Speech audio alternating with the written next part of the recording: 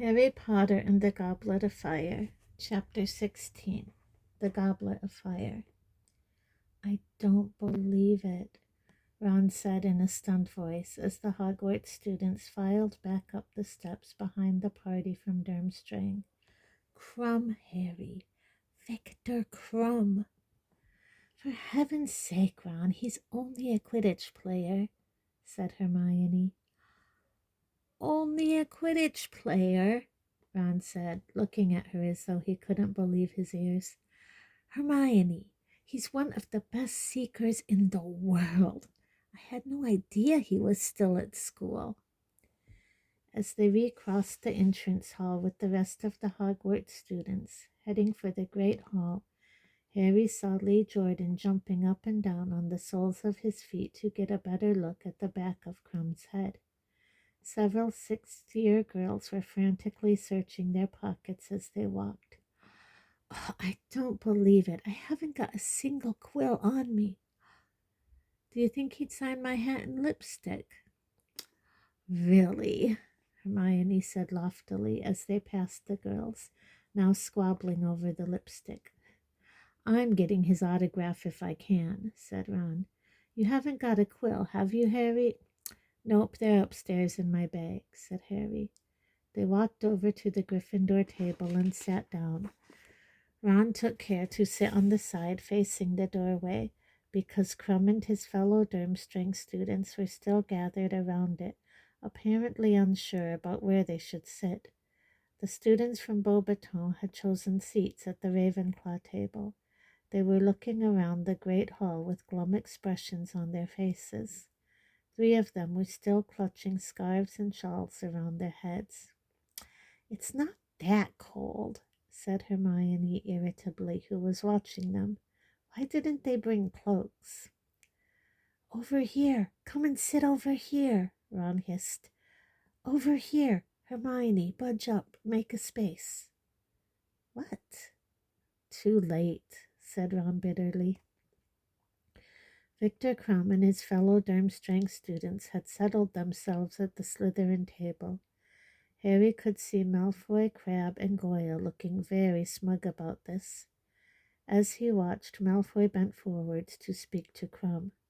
Yeah, that's right. Smarm up to him, Malfoy, said Ron scathingly. I bet Crumb can see right through him, though. Bet he gets people fawning over him all the time. Where do you reckon they're going to sleep? We could offer him a space in our dormitory, Harry. I wouldn't mind giving up my bed. I could kip on a camp bed. Hermione snorted. They look a lot happier than the Beauxbaton lot, said Harry. The Durmstrang students were pulling off their heavy furs and looking up at the starry black ceiling with expressions of interest. A couple of them were picking up the golden plates and goblets and examining them, apparently impressed. Up at the staff table, Filch, the caretaker, was adding chairs. He was wearing his moldy old tailcoat in honor of the occasion. Harry was surprised to see that he added 4 chairs, 2 on either side of Dumbledore's. But there are only 2 extra people, Harry said. Why's Filch putting out 4 chairs? Who else is coming? Eh? Said Ron vaguely. He was still staring avidly at Crumb. When all the students had entered the hall and settled down at their house tables, the staff entered, filing up to the top table and taking their seats. Last in line were Professor Dumbledore, Professor Karkaroff, and Madame Maxime. When their headmistress appeared, the pupils from Beauxbaton leaped to their feet. A few of the Hogwarts students laughed. The Beauxbaton party appeared quite unembarrassed and did not resume their seats until Madame Maxime had sat down on Dumbledore's left-hand side. Dumbledore, however, remained standing, and a silence fell over the great hall. Good evening, ladies and gentlemen, ghosts and, most particularly, guests, said Dumbledore, beaming around at the foreign students. I have great pleasure in welcoming you all to Hogwarts. I hope and trust that your stay here will be both comfortable and enjoyable. One of the Beaubaton girls, still clutching a muffler around her head, gave what was unmistakably a derisive laugh. "No one's making you stay," Hermione whispered, bristling at her. "The tournament will be officially opened at the end of the feast," said Dumbledore. "I now invite you all to eat, drink, and make yourselves at home." He sat down, and Harry saw Karkaroff lean forward at once and engage him in conversation. The dishes in front of them filled with food as usual. The house elves in the kitchen seemed to have pulled out all the stops. There was a greater variety of dishes in front of them than Harry had ever seen, including several that were definitely foreign. "What's that?" said Ron, pointing at a large dish of some sort of shellfish stew that stood beside a large steak and kidney pudding. "Bouillabaisse," said Hermione. "Bless you," said Ron. "It's French," said Hermione. "I had it on holiday, summer before last. It's very nice." "I'll take your word for it," said Ron, helping himself to black pudding. The great hall seemed somehow much more crowded than usual, even though there were barely 20 additional students there. Perhaps it was because their differently colored uniforms stood out so clearly against the black of the Hogwarts robes. Now that they had removed their furs, the Durmstrang students were revealed to be wearing robes of a deep blood red. Hagrid sidled into the hall through a door behind the staff table 20 minutes after the start of the feast. He slid into his seat at the end and waved at Harry, Ron, and Hermione with a very heavily bandaged hand. "Scrooge's doing all right, Hagrid?" Harry called. "Thrivin'," Hagrid called back happily. "Yeah, I'll just bet they are," said Ron quietly. "Looks like they've finally found a food they like, doesn't it? Hagrid's fingers." At that moment a voice said, "Excuse me, are you wanting the bouillabaisse?" It was the girl from Beaubaton who had laughed during Dumbledore's speech. She had finally removed her muffler. A long sheet of silvery blonde hair fell almost to her waist. She had large, deep blue eyes and very white, even teeth. Ron went purple. He stared up at her, opened his mouth to reply, but nothing came out except a faint gurgling noise. "Yeah, have it," said Harry, pushing the dish towards the girl. "You have finished with it?" "Yeah," Ron said breathlessly. "Yeah, it was excellent." The girl picked up the dish and carried it carefully off to the Ravenclaw table. Ron was still goggling at the girl as though he had never seen one before. Harry started to laugh. The sound seemed to jog Ron back to his senses.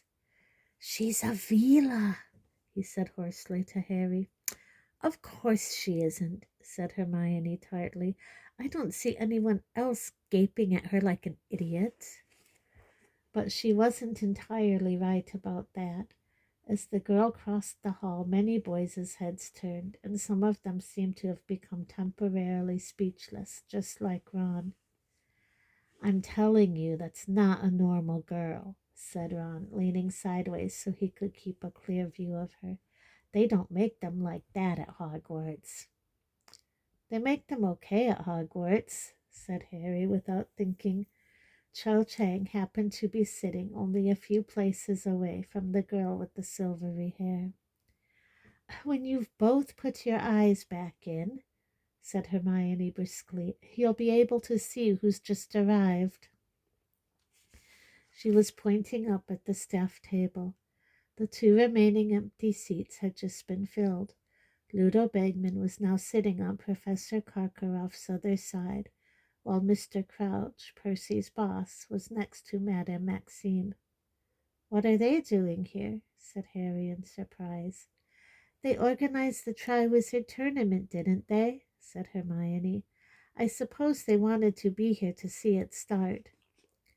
When the second course arrived, they noticed a number of unfamiliar puddings, too. Ron examined an odd sort of pale blancmange closely. then moved it carefully a few inches to his right so that it would be clearly visible from the Ravenclaw table. The girl, who looked like Avila, appeared to have eaten enough, however, and did not come over to get it.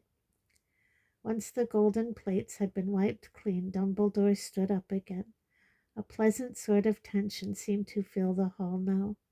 Harry felt a slight thrill of excitement, wondering what was coming. Several seats along from them, Fred and George were leaning forwards, staring at Dumbledore with great concentration. "The moment has come," said Dumbledore, smiling around at the sea of upturned faces. "The Triwizard Tournament is about to start. I would like to say a few words of explanation before we bring in the casket." "The what?" Harry muttered. Ron shrugged. "Just to clarify the procedure which we will be following this year. But firstly, let me introduce, for those who do not know them, Mr. Bartimaeus Crouch, head of the Department of International Magical Cooperation." There was a smattering of polite applause. "And Mr. Ludo Bagman, head of the Department of Magical Games and Sports."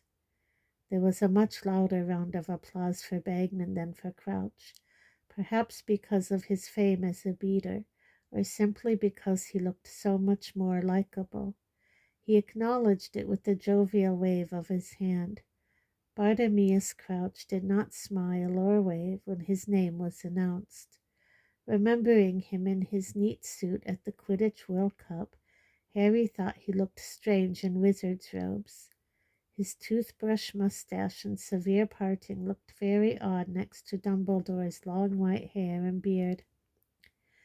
"Mr. Bagman and Mr. Crouch have worked tirelessly over the last few months on the arrangements for the Triwizard Tournament," Dumbledore continued, "and they will be joining myself, Professor Karkaroff, and Madame Maxime on the panel which will judge the champions' efforts." At the mention of the word champions, the attentiveness of the listening students seemed to sharpen. Perhaps Dumbledore had noticed their sudden stillness, for he smiled as he said, "The casket, then, if you please, Mr. Filch." Filch, who had been lurking unnoticed in a far corner of the hall, now approached Dumbledore, carrying a great wooden chest encrusted with jewels. It looked extremely old. A murmur of excited interest rose from the watching students. Dennis Creevey actually stood on his chair to see it properly, but, being so tiny, his head hardly rose above anyone else's. "The instructions for the tasks the champions will face this year have already been examined by Mr. Crouch and Mr. Bagman," said Dumbledore, as Filch placed the chest carefully on the table before him, "and they have made the necessary arrangements for each challenge. There will be 3 tasks, spaced throughout the school year, and they will test the champions in many different ways: their magical prowess, their daring, their powers of deduction, and of course their ability to cope with danger." At this last word the hall was filled with a silence so absolute that nobody seemed to be breathing. "As you know, 3 champions compete in the tournament," Dumbledore went on calmly, "one from each of the participating schools. They will be marked on how well they perform each of the tournament tasks, and the champion with the highest total after task 3 will win the Triwizard Cup. The champions will be chosen by an impartial selector, the Goblet of Fire." Dumbledore now took out his wand and tapped 3 times upon the top of the casket. The lid creaked slowly open. Dumbledore reached inside it and pulled out a large, roughly hewn wooden cup. It would have been entirely unremarkable had it not been full to the brim with dancing blue-white flames. Dumbledore closed the casket and placed the goblet carefully on top of it, where it would be clearly visible to everyone in the hall. Anybody wishing to submit themselves as champion must write their name and school clearly upon a slip of parchment and drop it into the goblet," said Dumbledore. "Aspiring champions have 24 hours in which to put their names forward. Tomorrow night, Halloween, the goblet will return the names of the 3 it has judged most worthy to represent their schools. The goblet will be placed in the entrance hall tonight, where it will be freely accessible to all those wishing to compete. To ensure that no underage student yields to temptation," said Dumbledore, "I will be drawing an age line around the goblet of fire once it has been placed in the entrance hall. Nobody under the age of 17 will be able to cross this line. Finally, I wish to impress upon any of you wishing to compete that this tournament is not to be entered into lightly.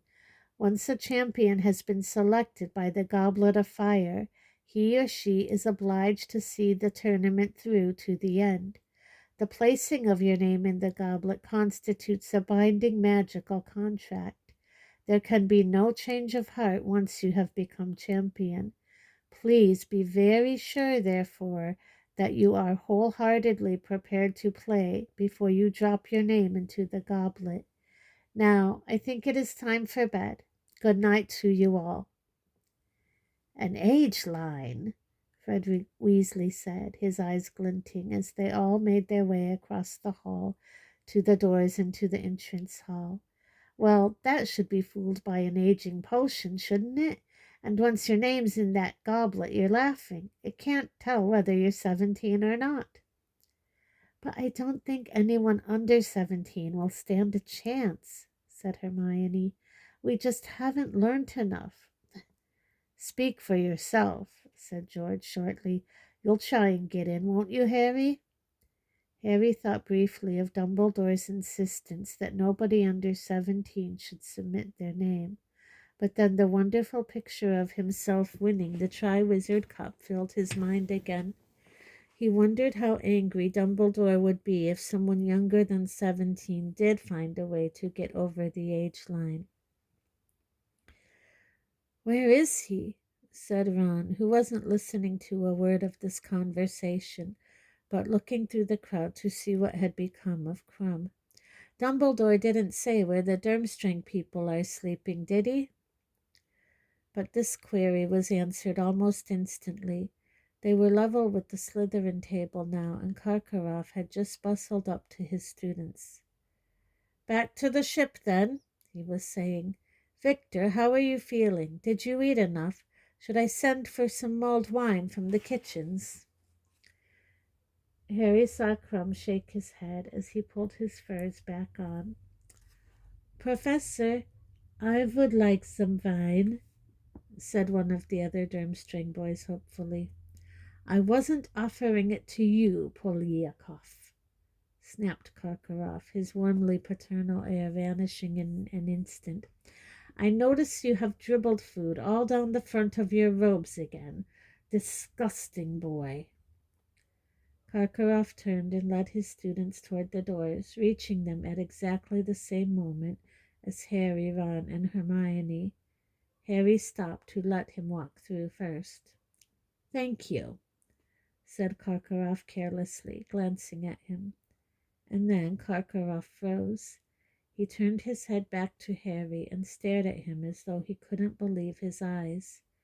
Behind their headmaster, the students from Durmstrang came to a halt too. Karkaroff's eyes moved slowly up to Harry's face and fixed upon his scar. The Durmstrang students were staring curiously at Harry too. Out of the corner of his eye, Harry saw comprehension dawn on a few of their faces. The boy with food all down his front nudged the girl next to him and pointed openly at Harry's forehead. "Yeah, that's Harry Potter," said a growling voice from behind them. Professor Karkaroff spun around. Mad-Eye Moody was standing there, leaning heavily on his staff, his magical eye glaring unblinkingly at the Durmstrang headmaster. The color drained from Karkaroff's face as Harry watched. A terrible look of mingled fury and fear came over his face. "You!" he said, staring at Moody as though unsure he was really seeing him. "Me," said Moody grimly, "and unless you've got anything to say to Potter, Karkaroff, you might want to move. You're blocking the doorway." It was true. Half the students in the hall were now waiting behind them, looking over each other's shoulders to see what was causing the holdup. Without another word, Professor Karkaroff swept his students away with him. Moody watched him out of sight, his magical eye fixed upon his back, a look of intense dislike upon his mutilated face. As the next day was Saturday, most students would normally have breakfasted late. Harry, Ron, and Hermione, however, were not alone in rising much earlier than they usually did at weekends. When they went down into the entrance hall, they saw about 20 people milling around it, some of them eating toast, all examining the goblet of fire. It had been placed in the center of the hall on the stool that normally bore the sorting hat. A thin golden line had been traced on the floor, forming a circle 10 feet around it in every direction. "Anyone put their name in yet?" Ron asked a third-year girl eagerly. "All the Durmstrang lot," she replied, "but I haven't seen anyone from Hogwarts yet." "Bet some of them put in last night after we'd all gone to bed," said Harry. "I would have done if it had been me. Wouldn't have wanted everyone watching. What if the goblet just gobbed you right back out again?" Someone laughed behind Harry. Turning, he saw Fred, George, and Lee Jordan hurrying down the staircase, all three of them looking extremely excited. "Done it," Fred said in a triumphant whisper to Harry, Ron, and Hermione. "Just taken it." "What?" said Ron. "The aging potion, Dungbrain," said Fred. "1 drop each," said George, rubbing his hands together with glee. "We only need to be a few months older." "We're going to split the 1,000 galleons between the 3 of us if one of us wins," said Lee, grinning broadly. "I'm not sure this is going to work, you know," said Hermione warningly. "I'm sure Dumbledore will have thought of this." Fred, George, and Lee ignored her. "Ready?" Fred said to the other two, quivering with excitement. "Come on, then. I'll go first." Harry watched, fascinated, as Fred pulled a slip of parchment out of his pocket bearing the words, "Fred Weasley, Hogwarts." Fred walked right up to the edge of the line and stood there, rocking on his toes like a diver preparing for a 50-foot drop. Then, with the eyes of every person in the entrance hall upon him, he took a great breath and stepped over the line. For a split second, Harry thought it had worked. George certainly thought so, for he let out a yell of triumph and leaped after Fred. But next moment there was a loud sizzling sound, and both twins were hurled out of the golden circle as though they had been thrown by an invisible shot-putter. They landed painfully, 10 feet away on the cold stone floor, and to add insult to injury, there was a loud popping noise, and both of them sprouted identical long white beards. The entrance hall rang with laughter. Even Fred and George joined in once they had got to their feet and taken a good look at each other's beards. "I did warn you," said a deep, amused voice, and everyone turned to see Professor Dumbledore coming out of the great hall. He surveyed Fred and George, his eyes twinkling. "I suggest you both go up to Madame Pomfrey. She is already tending to Miss Fawcett of Ravenclaw and Mr. Summers of Hufflepuff, both of whom decided to age themselves up a little too, though I must say neither of their beards is anything like as fine as yours." Fred and George set off for the hospital wing, accompanied by Lee, who was howling with laughter, and Harry, Ron, and Hermione, also chortling, went in to breakfast. The decorations in the great hall had changed this morning. As it was Halloween, a cloud of live bats was fluttering around the enchanted ceiling, while hundreds of carved pumpkins leered from every corner. Harry led the way over to Dean and Seamus, who were discussing those Hogwarts students of 17 or over who might be entering. "There's a rumor going around. Warrington got up early and put his name in," Dean told Harry. "That big bloke from Slytherin who looks like a sloth." Harry, who had played Quidditch against Warrington, shook his head in disgust. "We can't have a Slytherin champion." "And all of the Hufflepuffs are talking about Diggory," said Seamus contemptuously, "but I wouldn't have thought he'd have wanted to risk his good looks." "Listen," said Hermione suddenly. People were cheering out in the entrance hall. They all swiveled around in their seats and saw Angelina Johnson coming into the hall, grinning in an embarrassed sort of way. A tall black girl who played chaser on the Gryffindor Quidditch team, Angelina came over to them, sat down, and said, "Well, I've done it. Just put my name in." "You're kidding," said Ron, looking impressed. "Are you 17 then?" asked Harry. "Course she is. Can't see a beard, can you?" said Ron. "I had my birthday last week," said Angelina.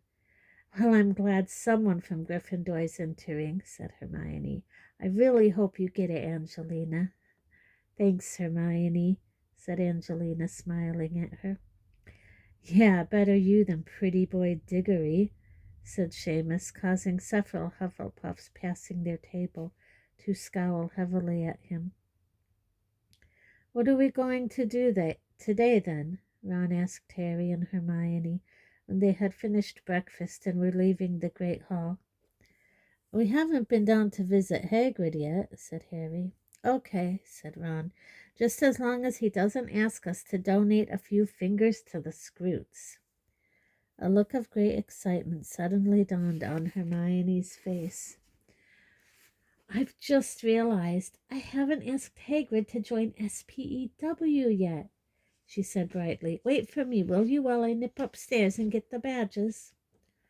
"What's she like?" said Ron, exasperated, as Hermione ran away up the marble staircase.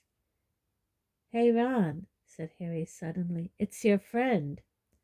The students from Beauxbatons were coming through the front doors from the grounds, among them the Vila girl. Those gathered around the goblet of fire stood back to let them pass, watching eagerly. Madame Maxime entered the hall behind her students and organized them into a line. One by one, the Beauxbatons students stepped across the age line and dropped their slips of parchment into the blue-white flames. As each name entered the fire, it turned briefly red and emitted sparks. "What do you reckon will happen to the ones that aren't chosen?" Ron muttered to Harry as the Vila girl dropped her parchment into the goblet of fire. "Reckon they'll go back to school or hang around to watch the tournament?" "Dunno," said Harry. "Hang around, I suppose. Madame Maxime's staying to judge, isn't she?" When all the Beauxbatons students had submitted their names, Madame Maxime led them back out into the hall and into the grounds again.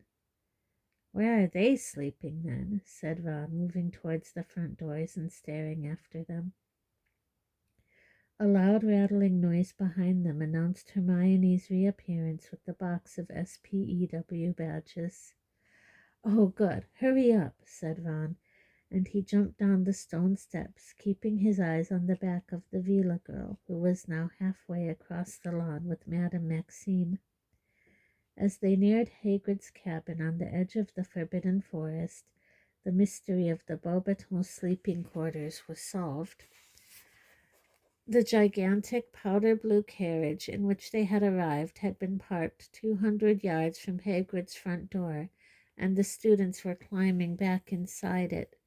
The elephantine flying horses that had pulled the carriage were now grazing in a makeshift paddock alongside it. Harry knocked on Hagrid's door, and Fang's booming barks answered instantly. "'Bout time," said Hagrid when he'd flung open the door and seen who was knocking. thought you'd not forgotten where I live." "We've been really busy, Hermione started to say, but then she stopped dead, looking up at Hagrid, apparently lost for words. Hagrid was wearing his best and very horrible hairy brown suit, plus a checked yellow and orange tie. This wasn't the worst of it, though. He had evidently tried to tame his hair, using large quantities of what appeared to be axle grease. It was now slicked down into two bunches. Perhaps he had tried a ponytail like Bill's, but found he had too much hair. The look didn't really suit Hagrid at all. For a moment Hermione goggled at him. Then, obviously deciding not to comment, she said, "Where are the Scroots?" "Out by the pumpkin patch," said Hagrid happily. "They're getting massive. Must be nearly 3 foot long now. Only trouble is, they've started killing each other." "Oh, no, really?" said Hermione, shooting a repressive look at Ron, who, staring at Hagrid's odd hairstyle, had just opened his mouth to say something about it. "Yeah," said Hagrid sadly. "'S okay, though. I got 'em in separate boxes now. Still got about 20. "Well, that's lucky," said Ron. Hagrid missed the sarcasm. Hagrid's cabin comprised a single room, in one corner of which was a gigantic bed covered in a patchwork quilt. A similarly enormous wooden table and chairs stood in front of the fire, beneath the quantity of cured hams and dead birds hanging from the ceiling. They sat down at the table while Hagrid started to make tea, and were soon immersed in yet more discussion of the Triwizard Tournament. Hagrid seemed quite as excited about it as they were.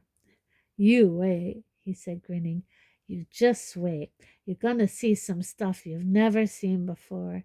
First task, but I'm not supposed to say." "Go on, Hagrid," Harry, Ron, and Hermione urged him, but he just shook his head, grinning. "I don't want to spoil it for you," said Hagrid, "but it's gonna be spectacular, I'll tell you that. Them champions are gonna to have their work cut out. Never thought I'd live to see the Triwizard Tournament played again." They ended up having lunch with Hagrid, though they didn't eat much. Hagrid had made what he said was a beef casserole, but after Hermione unearthed a large talon in hers, she, Harry, and Ron rather lost their appetites.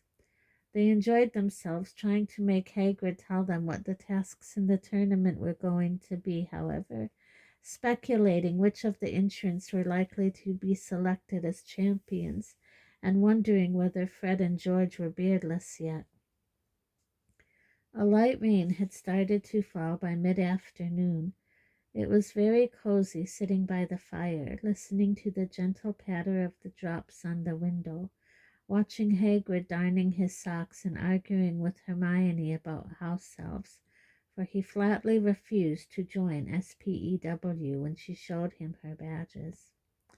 "It'd be doing him an unkindness, Hermione," he said gravely, threading a massive bone needle with thick yellow yarn. "It's in their nature to look after humans. That's what they like, see?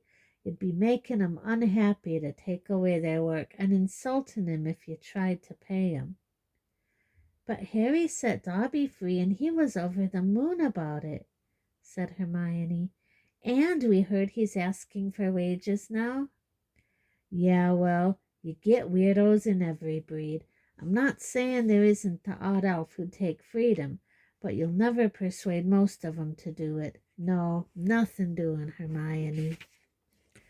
Hermione looked very cross indeed, and stuffed her box of badges back into her cloak pocket. By 5:30 it was growing dark, and Ron, Harry, and Hermione decided it was time to get back up to the castle for the Halloween feast, and, more importantly, the announcement of the school champions. "I'll come with you," said Hagrid, putting away his darning. "Just give us a sec." Hagrid got up, went across to the chest of drawers beside his bed, and began searching for something inside it. They didn't pay too much attention until a truly horrible smell reached their nostrils. Coughing, Ron said, Hagrid, what's that? Eh? Said Hagrid, turning around with a large bottle in his hand. Don't you like it? Is that aftershave? Said Hermione in a slightly choked voice. Eau de cologne, Hagrid muttered. He was blushing. Maybe it's a bit much, he said gruffly. I'll go take it off. Hang on. He stumped out of the cabin, and they saw him washing himself vigorously in the water barrel outside the window. Eau de cologne, said Hermione in amazement. Hagrid! What's with the hair and the suit? Said Harry in an undertone. Look, said Ron suddenly, pointing out of the window. Hagrid had just straightened up and turned round. If he had been blushing before, it was nothing to what he was doing now. Getting to their feet very cautiously so that Hagrid wouldn't spot them, Harry, Ron, and Hermione peered through the window and saw that Madame Maxime and the Beauxbatons students had just emerged from their carriage, clearly about to set off for the feast, too. They couldn't hear what Hagrid was saying, but he was talking to Madame Maxime with a rapt, misty-eyed expression Harry had only ever seen him wear once before, when he had been looking after the baby dragon, Norbert. He's going up to the castle with her, said Hermione indignantly. I thought he was waiting for us. Without so much as a backward glance at his cabin, Hagrid was trudging off up the grounds with Madame Maxime, the Beauxbatons students following in their wake, jogging to keep up with their enormous strides. He fancies her, said Ron incredulously. Well, if they end up having children, they'll be setting a world record. Bet any baby of theirs would weigh about a ton. They let themselves out of the cabin and shut the door behind them. It was surprisingly dark outside. Drawing their cloaks more closely around themselves, they set off up the sloping lawns. Ooh, look, it's them, Hermione whispered. The Durmstrang party were walking up towards the castle from the lake. Victor Krum was walking side by side with Karkaroff, and the other Durmstrang students were straggling along behind them. Ron watched Krum excitedly, but Krum did not look around as he reached the front doors a little ahead of Hermione, Ron, and Harry, and proceeded through them. When they entered the candle-lit great hall, it was almost full. The goblet of fire had been moved. It was now standing in front of Dumbledore's empty chair at the teacher's table. Fred and George, clean-shaven again, seemed to have taken their disappointment fairly well. Hope it's Angelina, said Fred as Harry, Ron, and Hermione sat down. So do I, said Hermione breathlessly. Well, we'll soon know. The Halloween feast seemed to take much longer than usual. Perhaps because it was their second feast in 2 days, Harry didn't seem to fancy the extravagantly prepared food as much as he would normally have done. Like everyone else in the hall, judging by the constantly craning necks, the impatient expressions on every face, the fidgeting, and the standing up to see whether Dumbledore had finished eating yet, Harry simply wanted the plates to clear and to hear who had been selected as champions. At long last, the golden plates returned to their original spotless state. There was a sharp upswing in the level of noise within the hall, which died away almost instantly as Dumbledore got to his feet. On either side of him, Professor Karkaroff and Madame Maxime looked as tense and expectant as anyone. Ludo Bagman was beaming and winking at various students. Mr. Crouch, however, looked quite uninterested, almost bored. Well, the goblet is almost ready to make its decision, said Dumbledore. I estimate that it requires 1 more minute. Now, when the champions' names are called, I would ask them please to come up to the top of the hall, Walk along the staff table and go through into the next chamber. He indicated the door behind the staff table, where they will be receiving their first instructions. He took out his wand and gave a great sweeping wave with it. At once all the candles except those inside the carved pumpkins were extinguished, plunging them all into a state of semi-darkness. The goblet of fire now shone more brightly than anything in the whole hall, the sparkling bright bluey whiteness of the flames almost painful on the eyes. Everyone watched, waiting. A few people kept checking their watches. "Any second," Lee Jordan whispered 2 seats away from Harry. The flames inside the goblet suddenly turned red again. Sparks began to fly from it. Next moment, a tongue of flame shot into the air. A charred piece of parchment fluttered out of it. The whole room gasped. Dumbledore caught the piece of parchment and held it at arm's length so that he could read it by the light of the flames, which had turned back to blue-white. "The champion for Durmstrang," he read in a strong, clear voice, "will be Victor Krum." "No surprises there," yelled Ron as a storm of applause and cheering swept the hall. Harry saw Victor Krum rise from the Slytherin table and slouch up towards Dumbledore. He turned right, walked along the staff table, and disappeared through the door into the next chamber. "Bravo, Victor!" boomed Karkaroff so loudly that everyone could hear him, even over all the applause. "Knew you had it in you." The clapping and chatting died down.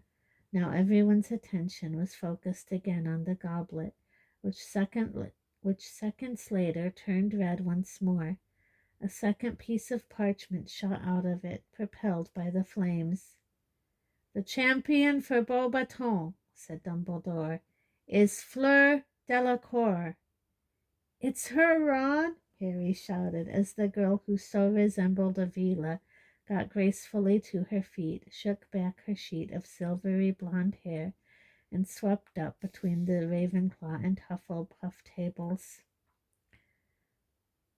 "Oh, look, they're all disappointed," Hermione said over the noise, nodding towards the remainder of the Beauxbatons party. Disappointed was a bit of an understatement, Harry thought. 2 of the girls who had not been selected had dissolved into tears and were sobbing with their heads on their arms. When Fleur Delacour, too, had vanished into the side chamber, silence fell again. But this time it was a silence so stiff with excitement you could almost taste it. The Hogwarts champion next. And the goblet of fire turned red once more. Sparks showered out of it. The tongue of flame shot high into the air, and from its tip Dumbledore pulled the third piece of parchment. "The Hogwarts champion is," he called, "Cedric Diggory." "No!" said Ron loudly, but nobody heard him except Harry. The uproar from the next table was too great.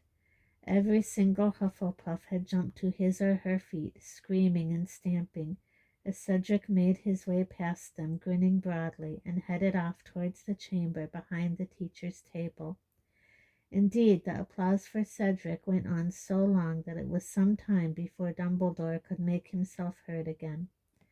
"Excellent!" Dumbledore called happily, as at last the tumult died down. "Well, we now have our 3 champions. I am sure I can count upon all of you, including the remaining students from Beauxbatons and Durmstrang, to give your champions every ounce of support you can muster. By cheering your champion on, you will contribute in a very real—" But Dumbledore suddenly stopped speaking, and it was apparent to everybody what had distracted him. The fire in the goblet had just turned red again. Sparks were flying out of it. A long flame shot suddenly into the air, and borne upon it was another piece of parchment.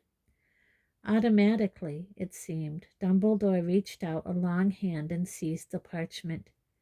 He held it out and stared on the name written upon it.